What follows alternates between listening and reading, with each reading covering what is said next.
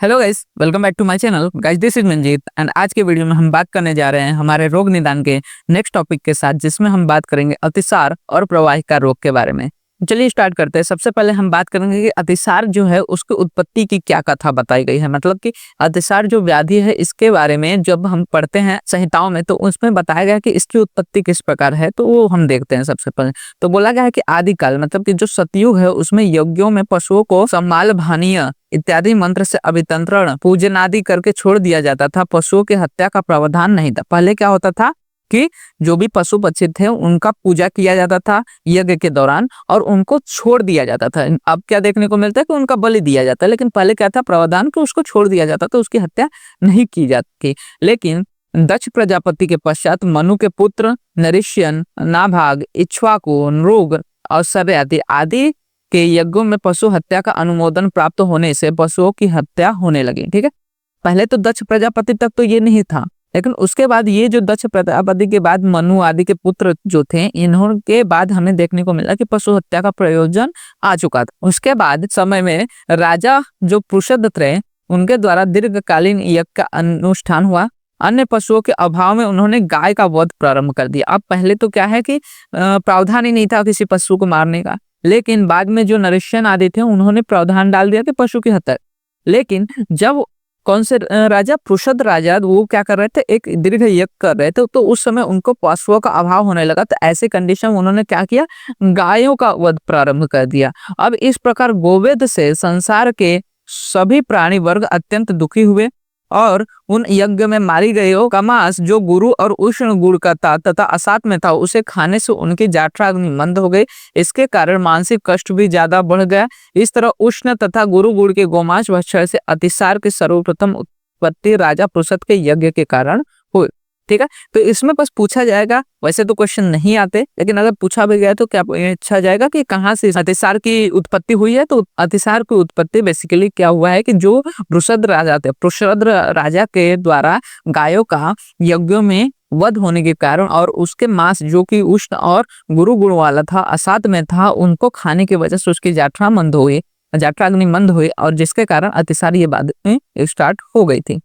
इसके निरुक्ति की बात करेंगे तो निरुक्ति में बोला गया है अतिशयन सार यदि मलम इति अतिसार। मतलब कि अतिशय मात्रा में जब मल का शरण होता है, अतिशय सारयति मलम इति अतिसार। मतलब कि जब अति मात्रा में सारयति मतलब वहन होना इसका मल का, जब मल का अति मात्रा में सारण होता है, शरण होता है, तो उस कंडीशन को हम लोग क्या कहते हैं, अतिसार कहते हैं।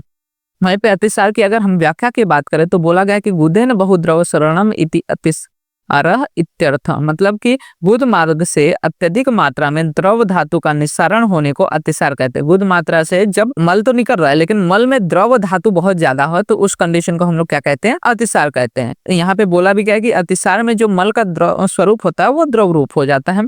अतिसार की गंभीर अवस्था में द्रव मात्र निस्सरण मल के बजाय पानी निकलना भी देखने को मिलता है। ठीक है, मतलब कि मल एकदम ना के बराबर रहेगा और सिर्फ पानी का शरण होते रहेगा, तो ये भी अतिसार की प्रवृष्ट कंडीशन देखने को मिल सकती है।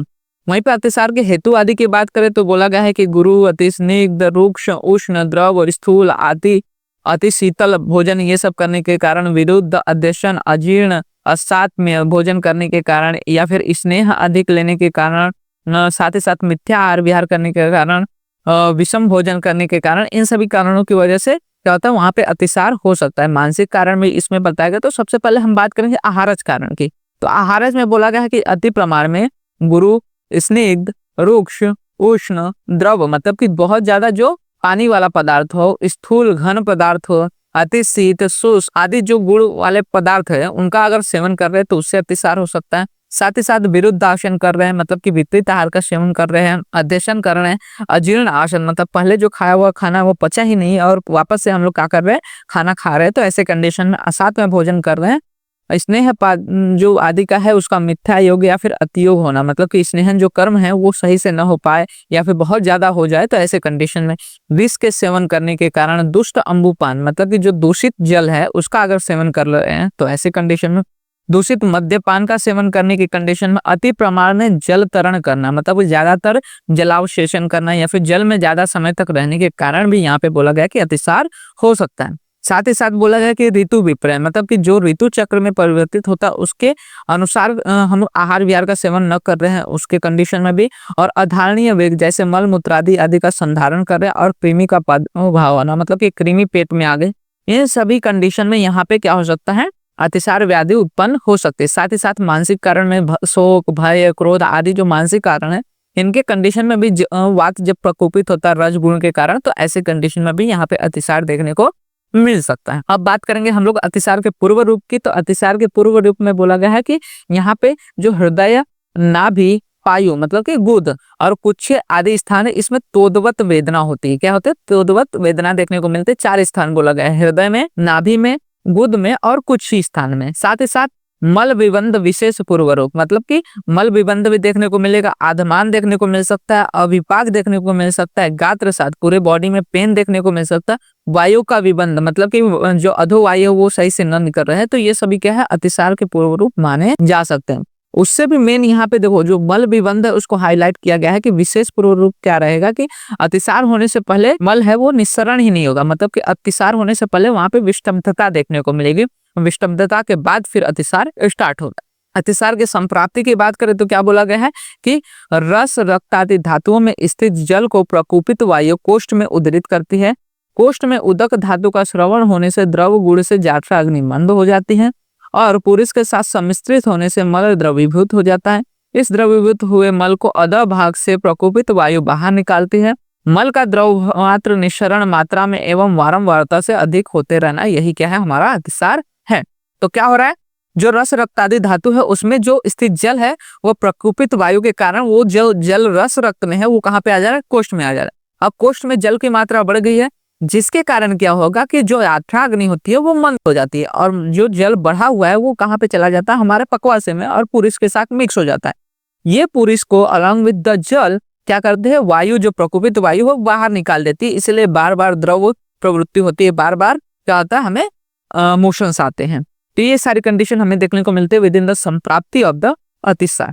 वही भी हम संप्राप्ति घटक की बात करें, कौन कौन से दोष, दूष, स्रोतस आदि इसमें इन्वॉल्व है, तो दोष में बेसिकली वात प्रधान त्रिदोष माना जा सकता है, क्योंकि यहाँ पे पित्त आदि के कारण जो द्रवता है वो कहाँ पे आते हैं, जाठराग्नि में आते हैं। साथ ही साथ पित्त के कारण जाठराग्नि मंद है, कफ के कारण जाठराग्नि मंद है, वात के कारण निस्सरण हो रहा, तो सारे दोष यहाँ पे इन्वॉल्व माने जा सकते हैं, लेकिन वात प्रधान व्याधि मानी गई है किसको, अतिसार को। इसके अलावा हम लोग सेकेंड चीज देखते हैं कि दूषित कौन है, तो यहाँ पे जलीय धातु और मल, क्योंकि मल भी दूषित हो रहा है, साथ ही साथ जो जल धातु है किसमें, रस और रक्त के, वो भी दूषित हो रहे हैं।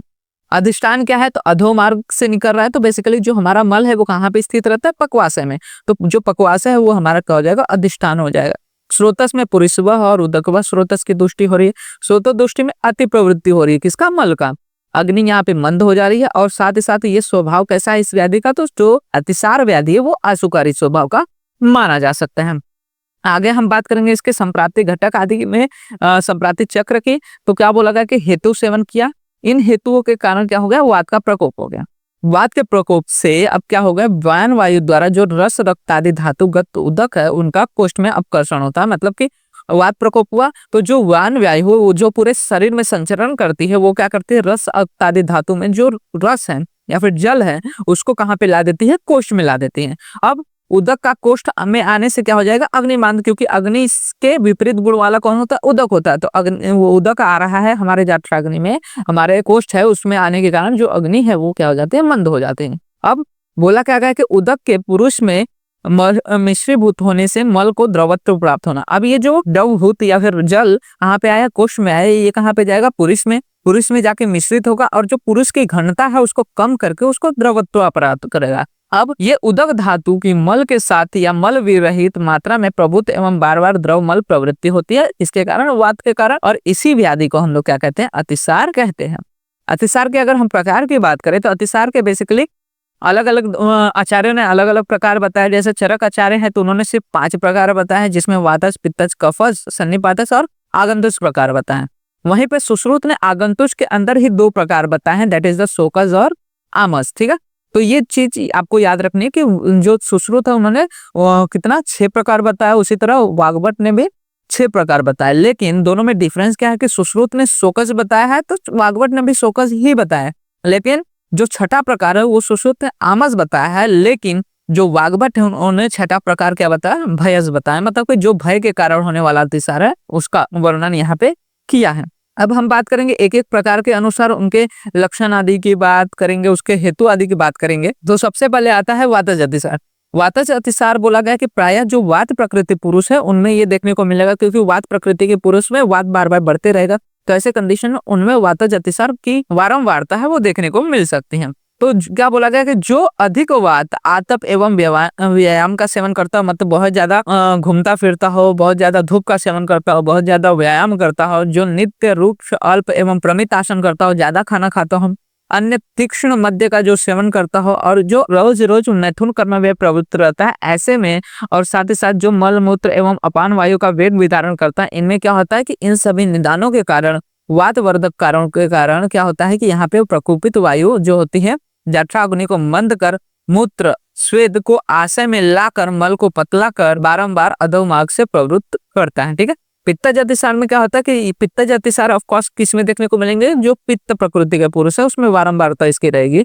कटु अम्ल लवण रस प्रदान भोजन का अगर सेवन कर रहे हैं जो कि पित्तवर्धक होते हैं, क्षार का अति सेवन कर रहे हैं जो कि पित्तवर्धक होता है, या फिर रुक्ष तीक्ष्ण द्रव बहुल द्रव पदार्थों का सेवन कर रहे हैं, अग्नि सूर्य संताप तथा उष्ण वायु का अधिक सेवन कर रहे हैं, क्रोध व ईर्ष्या आदि मानसिक कारण का वहां पे देखने के कारण क्या होता है, पित्त प्रकोपित होता है। तो क्या बोला गया कि इन सभी पित्तवर्धक कारणों से प्रकोपित हुआ पित्त पक्वाशय को दूषित कर उसी में स्थान संशय कर पुरुष का भेदन कर पैतृक अतिसार को उत्पन्न करता है। इस समय पर चिकित्सा न करने पर रक्त अतिसार की उत्पत्ति हो सकती है। ठीक है, तो क्या बोला गया कि यहाँ पे जब पित्तज अतिसार हो रहा है तो पित्तज अतिसार में वो मल मूत्र या फिर श्वेत को नहीं ला रहा है, ये क्या कर रहा है, जो हमारा घन मल है उसी को भेदित कर रहा है, उसी को भेदन कर रहा है। उसका भेदन करने की वजह से क्या हो जाएगा कि मल छोटे छोटे हो जाएंगे, जिसके वजह से उसमें द्रवता देखने को मिलेगी, और ये जब मल बाहर निकलता है तो इसको हम लोग बोलते हैं पित्तज अतिसार। और अगर पित्तज अतिसार की सही समय पर चिकित्सा न की गई तो यह किस में कन्वर्ट हो सकता है, रक्त अतिसार में कन्वर्ट हो सकता है। तीसरा प्रकार हम लोग ने देखा कफज अतिसार। कफज अतिसार में क्या बोला गया कि ये कफज प्रकृति पुरुष में देखने को मिलता है, और जो भी आहार विहार से क्या होता है कफ विकृत होता है या फिर कफ प्रकोपित होता है वो सभी यहाँ पे हमारे हेतु में आ जाएंगे। तो क्या बोला कि जो भी कफ वर्धक कारण है उनसे प्रकोपित हुआ जो कफ है वो अधो प्रदेश में जाकर जठराग्नि की शक्ति को नष्ट करता है, क्योंकि कफ बढ़ा तो डायरेक्ट क्या करेगा, हमारे जठराग्नि को मंद करेगा, तथा अपने सौम्य स्वभाव के कारण पुरुष को पतला कर कफज अतिसार को उत्पन्न करता है। ठीक है, ये क्या करता है, अपने सौम्य स्वभाव के कारण, द्रव स्वभाव, सौम्य स्वभाव, मृदु स्वभाव आदि के कारण क्या करता है, जो पुरुष है उसको पतला कर देता है और साथ ही साथ कफज अतिसार को उत्पन्न करता है। एंड अगर हम सन्निपातस की बात करें या फिर त्रिदोषित अतिसार की बात करें तो त्रिदोषित अतिसार में जो हम लोग ने तीनों के अलग अलग हेतु देखे वो सभी हेतु क्या हो जाएंगे, त्रिदोषित अतिसार में आ जाएंगे। तो क्या बोला गया है कि इन सभी वर्णित कारणों के कारण त्रिदोष एक साथ प्रकोपित होकर जठरा अग्नि को क्या कर देते हैं, नष्ट कर देते हैं, और पक्वाशय में पहुंचकर संपूर्ण त्रिदोष के लक्षणों से युक्त अतिसार को उत्पन्न करते हैं। मतलब कि जो भी लक्षण क्या होते हैं त्रिदोष के अनुसार हो, मतलब कि इनमें तीनों दोष के लक्षण देखने को मिल सकते हैं, कफज के भी लक्षण देखने को मिल सकते हैं, पित्तज के भी देखने को मिल सकते हैं और वातज के भी देखने को। तो जब तीनों से सम्मिश्रित लक्षण देखने को मिले तो इस प्रकार के अतिसार को हम लोग क्या कहते हैं, सन्निपातस अतिसार या फिर त्रिदोषस अतिसार। अब हम लोग देखते हैं आगंतुक अतिसार। आगंतुक अतिसार का वर्णन किसने किया है, चरक ने, और वहीं पे सुश्रुत ने क्या किया है, शोकस और आमज अतिसार बताया है, लेकिन वाग्भट ने शोकस और भयस बताया है। तो हम लोग क्या देखते हैं कि आगंतुक अतिसार में बोला गया है कि अति भय से अतिसार हो सकता है या फिर अति शोक से अतिसार हो सकता है। तो दोनों में क्या हो गए, दोनों मानसिक कारण है जिसमें रज की प्रवृत्ति होती है, रज के कारण वात बढ़ता है, तो इन दोनों में किसकी प्रधानता होती है, वात दोष की प्रधानता होती है। अब बोला क्या जाए कि इनमें प्रधान रूप से वात की दृष्टि होती है, इसके अतिरिक्त शरीर की उष्मा एवं रक्त की भी विकृति इनमें देखने को मिल सकती है। वहीं पे बोला गया कि अतिसार की साम निराम अवस्था किस प्रकार होती है। ठीक है, तो अतिसार में समास से द्विधा सामो निरामक, मतलब कि अवस्था के अनुसार अतिसार साम और निराम इन दो प्रकार का हो सकता है। अभी तक हम लोग ने क्या देखा, दोषों के अनुसार। दोषों के अनुसार हम लोग ने कितना प्रकार देखा, 6 प्रकार देख लिया, जिसमें से जो लास्ट के 2 थे उसमें भयस और शोकस देखा जो कि अतिसार के ही प्रकार है, जो कि आगंतुक अतिसार है। इनमें बेसिकली वात की दृष्टि होती है, तो जो इसके लक्षण रहेंगे या फिर इनके जो विशिष्ट स्वरूप रहेगा वो किसके रहेगा, वातज अतिसार के समान रहेगा। वहीं पे हम लोग ने अतिसार की साम और निराम के अवस्था के अनुसार 2 प्रकार देखा है। एक होता है आमा अतिसार जिसमें आम रहेगा, और एक होता है दूसरा हमारा पक्व अतिसार। ठीक है, तो दो प्रकार देखने को मिलते हैं, आम अतिसार और पक्व अतिसार। तो आम अतिसार होता क्या है कि जब शरीर में जो खाना खाया है कि जो भुक्त अन्न है उसका सही से पाचन न हो तो हमारे शरीर में उसके आम की अवस्था बनी रहेगी। इस आम के कारण होने वाले अतिसार को हम लोग क्या कहते हैं, आमा अतिसार कह सकते हैं। तो क्या बोला गया है कि भुक्त अन्न के साथ आमाजीर्ण प्रकोपित दोष कोष्ठ में क्षोभ उत्पन्न करते हैं। प्रकोपित जो दोष है रक्ताति धातु और पुरुषादि मलों को दूषित करके अपक्व अन्न के साथ आम अतिसार उत्पन्न करते हैं। आम अतिसार के कारण विविध वर्ण की द्रव मल प्रवृत्ति उत्पन्न होती है। मल का त्याग करते समय उदरशूल उत्पन्न होता है और मल वेग बार बार उत्पन्न होते हैं। तो क्या बोला गया है कि जो भुक्त अन्न है उसके साथ आमाजीर्ण से प्रकोपित क्या होता है, दोष कोष्ठ में क्षोभ उत्पन्न करते हैं। आमाजीर्ण हुआ तो जिसके कारण दोष जो है प्रकोपित होंगे और आमाशय में क्या होंगे, क्षोभ उत्पन्न करेंगे, आमाशय में वेदना उत्पन्न करेंगे, विभिन्न प्रकार की विकृतियां उत्पन्न करेंगे। अब बोला क्या गया कि जो प्रकोपित दोष है रक्त आदि धातु और पुरुषादि मलों को दूषित करके अपक्व अन्न के साथ मिलकर आमा अतिसार उत्पन्न होता है। मतलब कि जो रक्त आदि धातु है या फिर पुरुष आदि जो मल है उनको दोष दूषित कर रहे हैं, ये दोष के साथ साथ अपक्व अन्न भी मिल जा रहा है और इसके वजह से क्या हो रहा है, वहां पे आम अतिसार उत्पन्न हो रहा है। इसमें बार बार मल प्रवृत्ति होगी, साथ ही साथ मल प्रवृत्ति करते समय वहां पे उदरशूल उत्पन्न होते हुए देखा जा सकता है। इसके लक्षण की बात कर लें तो बोला गया है कि आम पुरुष वातादि के लक्षणों से युक्त होता है, साथ ही साथ अत्यंत दुर्गंध युक्त एवं विच्छिन्न होता है। ये बहुत इंपॉर्टेंट है कि जब आम अतिसार रहेगा तो आम अतिसार के कंडीशन में अतिसार में जो होने वाला मल है बहुत ही ज्यादा दुर्गंधी देखने को मिलेगा और विच्छिन्न रहेगा। साथ ही साथ इस पुरुष को पानी में डालने पे ये क्या हो जाता है, डूब जाता है, क्योंकि ये क्या है, जल निमंजन जो परीक्षा हम लोग करते हैं तो बेसिकली अगर शाम है तो ऐसे कंडीशन मतलब कि आम के साथ अगर मल है तो ऐसी कंडीशन में वो पानी में डूब जाता है। वहीं पे अगर निराम है मतलब उसमें आम की प्रवृत्ति नहीं है मल में तो वो क्या करता है, तैरता है। तो इसको बोलते हैं हम लोग जल निमंजन परीक्षा। सेकेंड कंडीशन आती है आम के अनुसार जिसको हम लोग बोलते हैं पक्व अतिसार। पक्व अतिसार को ही हम लोग निराम अतिसार भी बोल सकते हैं, मतलब कि जिसमें आम की अवस्था नहीं होती। तो क्या बोला गया है, निराम पुरुष के लक्षण आम पुरुष के लक्षण के विपरीत होते हैं और शरीरगत लघवता यह निरामता का निर्देशक है। मतलब कि क्या होगा, आम दोष में अजीर्णता है, अजीर्णता के कारण शरीर में गुरुता देखने को मिलेगी, शरीर में भारीपन रहेगा। लेकिन जब पक्व अतिसार की कंडीशन रहेगी या फिर निराम अतिसार की अवस्था रहेगी तो ऐसे कंडीशन में आम नहीं रहेगा तो शरीर में क्या देखने को मिलेगी, लाघवता देखने को मिलेगी। और शरीर में अगर लाघवता है तो इतना समझ लेना चाहिए कि ये क्या है, पक्व अतिसार की कंडीशन हो सकती है। नेक्स्ट आता है अतिसार के उपद्रव। अब अतिसार हुआ, अतिसार व्याधि की सही समय पर चिकित्सा न करे या फिर ज्यादा लंबे तक समय तक रह जाए तो ऐसे कंडीशन में वहां पे कुछ उसके उपद्रव देखने को मिल सकते हैं, जैसे कि यहाँ पे शूल देखने को मिल सकता है। यही जो अतिसार है ज्यादा समय तक ट्रीटमेंट न मिलने पे किसमें कन्वर्ट हो जाता है, प्रवाहिका में कन्वर्ट हो सकता है, जो कि हम आगे पढ़ेंगे। और साथ ही साथ आदमान, परिकर्तिका क्या होता है कि कैंची से काटने जैसी पीड़ा होना, और साथ ही साथ अरुचि, ज्वर, तृष्णा, उष्णदाह, मूर्छा इत्यादि उपद्रव यहाँ पे देखने को मिल सकते हैं इन केस ऑफ द अतिसार। और अतिसार की साध्य असाध्यत्व की बात करें तो डिफरेंट लक्षण के अनुसार हम बोल सकते हैं कि ये जो अतिसार है वो साध्य है या फिर असाध्य। तो क्या बोला गया, पक्व जो जम्बू फल है उसके समान अगर मल है, यकृत खंड के समान कृष्ण लोहित वर्ण, अत्यधिक पतला, तेल मसा वज्जा वेस्वार इनके समान, दुग्ध दधि एवं मांस के धोवन के वर्ण के समान, अंजन के समान कृष्ण, चाश पक्षी के पंखों के समान नील अरुण वर्ण, या फिर मर्दित अंजन के पिंड के समान कृष्ण, रुक्ष स्निग्ध तथा अनेक वर्णों वाला मयूर पिच्छ के समान, चंद्रका युक्त घन सब दुर्गंधी मस्तुलुगात सुगंधित कुथित एवं बहुल जो द्रव मल होता है ये सभी क्या होते हैं, असाध्य माने जा सकते हैं। वहीं पे सार्वदैहिक लक्षण में क्या बोला गया कि तृष्णा, दाह, तम, कास, श्वास, हिक्का, परसशूल, अस्थिशूल, मूर्छा, अर्ति, समूह, प्रलाप, ज्वर, क्षीणता, शोथ, अरुचि, वमन से युक्त जो रोगी है इनमें भी क्या हो सकता है कि अतिसार की कंडीशन असाध्य मानी जा सकती है। वैसे तो असाध्य नहीं है अतिसार व्याधि, क्योंकि इसकी चिकित्सा बेसिकली की जा सकती है इजिली, इसलिए बोला गया है कि ये असाध्य में न आके इसको हम लोग कुछ साध्य मान सकते हैं। साथ ही साथ क्या बोला गया कि स्थानीय लक्षण में गुदवली पाक, मतलब कि जो गुद स्थान है उसके आजू बाजू में पाक देखने को मिल सकता है और संवृत्त गुद देखने को मिल सकता है। साथ ही साथ आधमान से युक्त रोगी देखने को मिल सकता है। साथ ही साथ बोला गया कि उपद्रव से युक्त तथा वृद्धावस्था में उत्पन्न जो अतिसार होते हैं ये सभी कैसे होते हैं, कृच्छ साध्य माने जा सकते हैं। इस यहाँ तक हम लोग ने टोटल बात कर ली अतिसार व्याधि के बारे में। अब हम बात करेंगे प्रवाहिका व्याधि के बारे में। जो प्रवाहिका व्याधि है उसमें हम लोग देखते हैं कि प्रवाह मानस्य प्रवाहिका, मतलब कि जिसमें मल प्रवृत्ति करते समय जिस व्याधि में प्रवाहन करना पड़े, क्या करना पड़े, प्रवाहन करना पड़े, मतलब जोर लगाना पड़े, तब उसे हम लोग क्या कहते हैं, प्रवाहिका यह व्याधि कहते हैं। अतिसार में हमें जोर लगाने की जरूरत नहीं है। अतिसार में क्या हो रहा है, द्रव मल प्रवृत्ति बार बार हो रही है, लेकिन प्रवाहन में क्या होता है कि मल की तो इच्छा रहती है, मल का वेग भी रहता है, लेकिन जब मल को हम लोग प्रवृत्त करते हैं तो ऐसी कंडीशन में बहुत ज्यादा प्रवाहन करना पड़ता है, जोर लगाना पड़ता है, तब जाके मल प्रवृत्त होता है। तो ऐसी कंडीशन को हम लोग क्या बोलते हैं, प्रवाहिका कहते हैं। प्रवाहिका का हम लोग पर्याय देखते हैं तो इनको, प्रवाहिका व्याधि को हम लोग विस्तृंसी व्याधि भी कह सकते हैं, अंतःग्रंथि या फिर अन्न ग्रंथि भी कह सकते हैं, निस्सारक या फिर निस्सारक भी कह सकते हैं।